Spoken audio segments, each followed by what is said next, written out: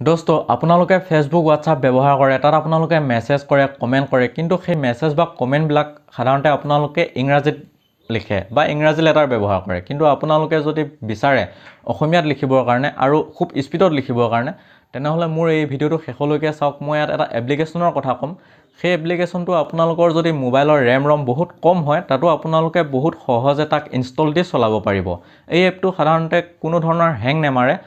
মই এতিয়ালৈ যিমানখিনি ইউজ কৰি পাইছো মই এটো প্ৰায় 2-3 বছৰ আগৰ পৰাই ব্যৱহাৰ কৰি আছো আপোনালোকে এই এপটো ডাউনলোড কৰি লব এই এপটোৰ নাম হৈছে আপোনালোকে স্ক্ৰিনত দেখাইছো মই এই এপটোৰ নাম হৈছে Google Indigo Keyboard এপটো আপোনালোকে প্লে ষ্টৰত গৈ এনেকৈ ওপেন কৰি লব মই ইনষ্টল দি লৈছো গতিকে ইনষ্টল দিয়া হোৱাৰ কাৰণে মোক ডাইৰেক্ট ওপেন বুলি দেখাইছে আপোনালোকৰ এনেকৈ ওপেন কৰি লব ওপেন কৰি লোৱাৰ পিছত আপোনালোকে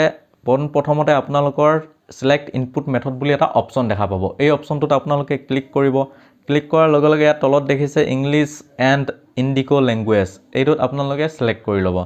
সিলেক্ট কৰি লোৱাৰ পিছত আপোনালোকৰ সেকেন্ড অপচনটো হৈছে পাৰমিশন বিচাৰিছে গতিকে আপোনালোকে পাৰমিশন দি দিয়ক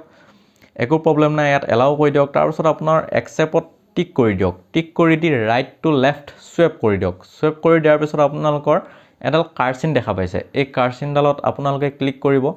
ক্লিক কৰাৰ লগে লগে ইয়াত দেখুৱাইছে shows your theme আপোনালোকে থিম চেঞ্জ কৰিব পাৰে বা আপোনালোকৰ কিবোৰ্ডখনত আপোনালোকৰ নিজৰ ফটো দিব পাৰে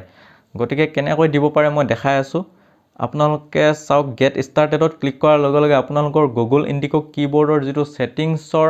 চাৰ্টখন গোটেই সেটিংছ আপোনালোকে ইয়াত দেখা পাইছে ইয়াত আপোনালোকৰ প্ৰথম অপচনটো হৈছে select input language আপোনালোকে ইয়াত ল্যাঙ্গুৱেজটো সিলেক্ট কৰিব লাগে এটো হৈ আছে অলৰেডি ইয়াত আপোনালোকৰ একো কৰিব নালাগে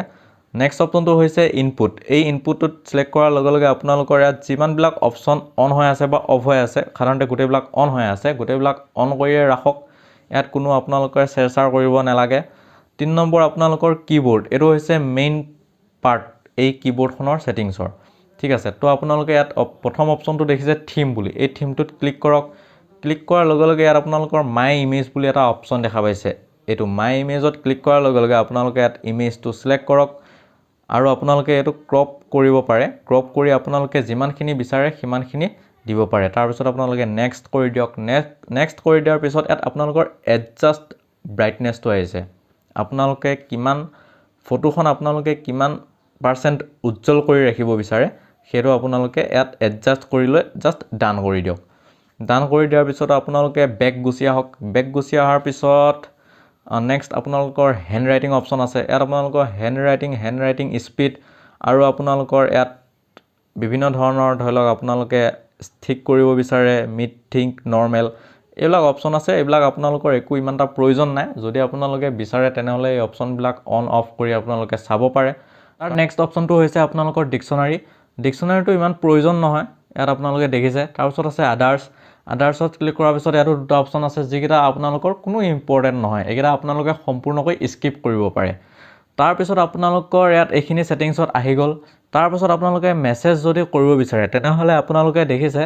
ইয়াত আপোনালোকৰ তামিল নে তেলেগু এটা ভাষাত আপোনালোকৰ কিবা লিখা আছে গতিকে আপোনালোকে ইয়াত ক্লিক কৰাৰ লগে লগে এখন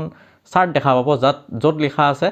আপোনালোকৰ ল্যাঙ্গুৱেজটো সিলেক্ট কৰিব লাগে গতিকে আমি অসমীয়া যেতিয়া অসমীয়া আসামিজ সিলেক্ট কৰিলো সিলেক্ট কৰাৰ পিছত আপোনালোকে ইয়াত ওকে কৰি দিব ওকে কৰি দিয়াৰ পিছত আপোনালোকে ইয়াত দেখুৱাইছে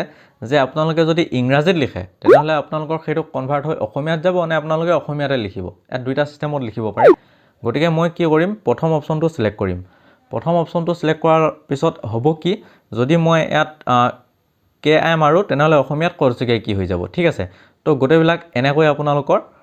হৈ যাব তাৰ নেক্সট আপোনাৰ যদি আপোনালোকে অসমীয়া ইংৰাজী এনেকৈ যদি মিক্স কৰি লিখিব বিচাৰে তেনেহলে আপোনালোকে ইয়াত এ আছে ন ইয়াত ক্লিক কৰিব ইয়াত ইংৰাজী হৈ যাব তাৰ পিছত আপোনাৰ